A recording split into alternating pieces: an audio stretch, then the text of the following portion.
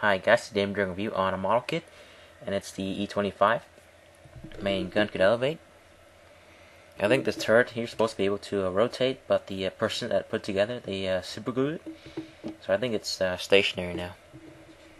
Still a pretty nice model. Supposedly it was to be the new workhorse for the German army if it came into production.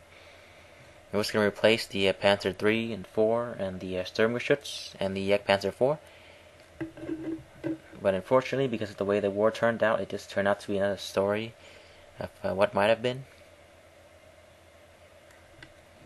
It looks very similar to the Hetzer. But hopefully with this one, they figured out a way to fix the ergonomics problem.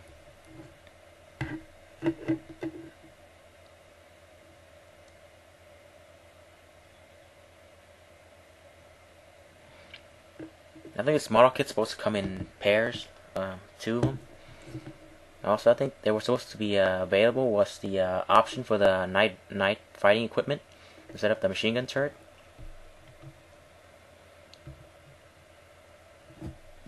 Let's compare with the Panzer III and the E-100.